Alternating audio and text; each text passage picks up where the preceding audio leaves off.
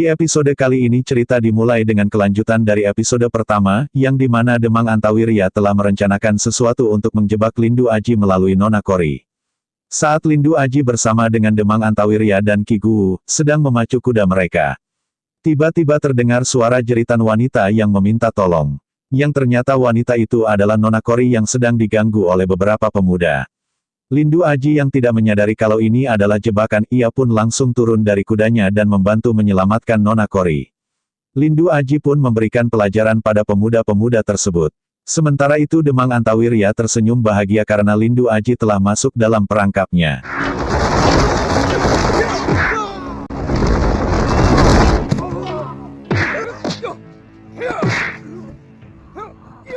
Di markasnya Menir Hendrik tertawa bahagia mendengar kabar dari anak buahnya.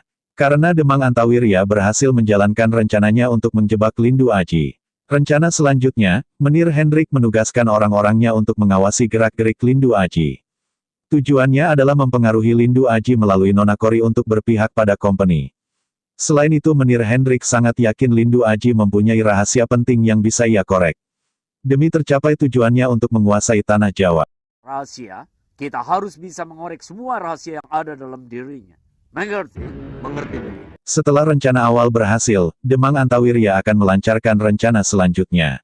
Dia menyarankan agar Nona Kori dibawa pulang ke rumah Ki Guwu bersama Lindu Aji. Demang Antawirya beralasan akan sangat berbahaya jika Nona Kori ditinggalkan hanya seorang diri. Padahal tujuannya adalah agar Nona Kori semakin leluasa mendekati Lindu Aji dan membuatnya jatuh cinta pada Nona Kori. Akhirnya Lindu Aji setuju atas saran dari Demang Antawirya. Nona Kori pun dibawa ke rumah Ki Guwu oleh Lindu Aji dengan menunggangi kudanya. Mari Nona. Berhasil. Memang hebat akal Ki Demang. Malam itu di rumah Ki Guwu, Nona Kori yang menyamar sebagai Nona Lisa berusaha mendekati Lindu Aji.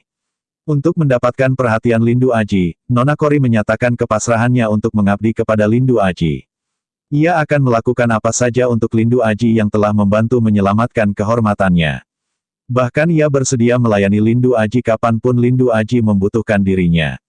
Namun Lindu Aji menolak tawaran tersebut, bagi dirinya sudah menjadi kewajiban bagi sesama manusia untuk saling membantu. Aku bisa menghibur Tuan, di saat Tuan dilanda kesedihan. Maaf Nona Lisa. Saat siang tiba ketika Lindu Aji bersama Demang Antawirya duduk santai di serambi rumah, Nona Kori terlihat memperhatikan Lindu Aji dari jendela rumah. Dari sorot matanya Nona Kori perlahan mulai jatuh cinta pada Lindu Aji. Tak lama kemudian Ki Guwu pulang dan menghampiri Lindu Aji yang bersama Demang Antawirya. Ki Guwu mengatakan guyonannya perihal Nona Kori seolah akan menjodohkannya dengan Lindu Aji. Ternyata dari cerita Lindu Aji ia juga menyampaikan ketertarikannya terhadap Nona Kori. Demang Antawirya yang mendengar cerita Lindu Aji merasa sangat senang, karena rencananya kini berhasil. Ia menyampaikan berita bahagia ini pada Nona Kori. Namun Nona Kori merasa sangat bersalah atas rencana tersebut, karena saat ini dia sudah sangat jatuh hati pada Lindu Aji. Kelihatannya dia gadis baik-baik. Dan cocok menjadi ibu rumah tangga. Berhasil Nona Kori, berhasil. Dia sudah jatuh hati pada Nona. Di sisi lain, setelah melarikan diri dari pertarungan melawan Sembara, ternyata Datuk Larang Tapa bersama Rindi Antika mengejar Mak Lampir dan murid-muridnya. Mak Lampir yang sudah mengetahui Datuk Larang Tapa mengejarnya, ia mulai mengatur siasat untuk menjebak dan membawa Datuk Larang Tapa ke lembah Sapta Pertala. Ia bersama anak muridnya akan meminta bantuan Naga Saka untuk menghadapi Datuk Larang Tapa dan juga Rindi Antika. Tugas kalian berdua memancing mereka agar mengikuti kita terus. Bawa aku ke Naga Saka, biar dia yang menghadapinya. Naga Saka merupakan naga dari bangsa Jin Merah, dan naga raksasa ini juga pernah dihadapi Kiai Basari dan Datuk Larang Tapa. Sementara itu muridnya Mak Lampir yang lain bertugas menjebak Datuk Larang Tapa ke lembah Sapta Pertala. Murid-murid Mak Lampir sengaja bertarung menghadapi Datuk Larang Tapa dan Rindi Antika.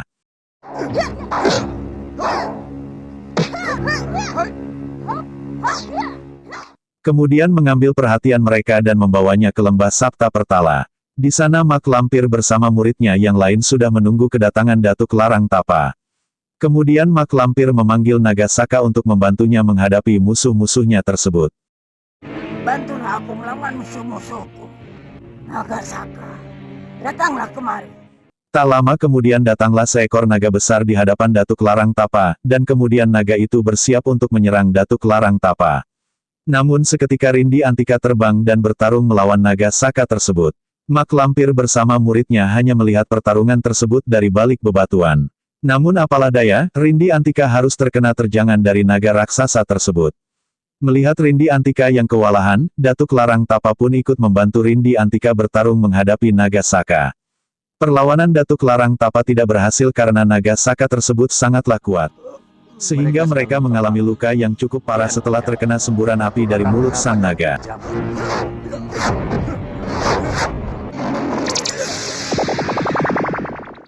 Di tempat lain, setelah terkena gigitan gerandong Kiai Basari masih terbujur lemah menahan sakit. Tiba-tiba Panglima Kumbang mendapatkan firasat melalui mata batinnya. Kalau saat ini Datuk Larang Tapa, Rindi Antika serta Ki Jamba sedang dalam bahaya. Mata malaikat yang mempunyai mata batin ternyata juga merasakan hal yang sama seperti apa yang dirasakan oleh Panglima Kumbang. Kiai Jabat pun bertanya di mana tempat Datuk Larang Tapa saat ini. Panglima Kumbang memberitahu kalau saat ini mereka sedang berada di lembah Sapta Pertala. Mendengar penjelasan Panglima Kumbang, Kiai Basari jadi teringat tentang naga saka, naga yang sangat buas dan ganas dari bangsa jin. Apa itu, Kiai? Ular raksasa dari bangsa jin. Kiai Jembar Jumantoro dan Sembara lalu memutuskan untuk menyusul Datuk Larang Tapa, sementara rombongan lain tetap berada di rumah Ki Haji dan menjaga Kiai Basari. Dan mereka pun menghilang dari hadapan rombongan menyusuri alam jin.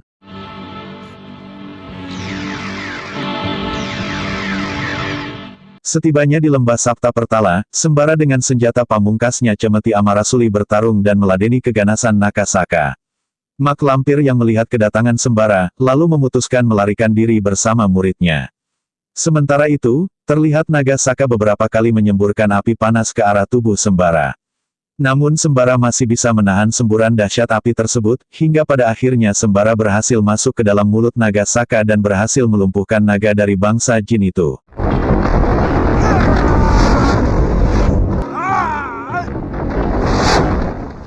Akibat keganasan naga saka tersebut, Datuk Larang Tapa mengalami luka dalam.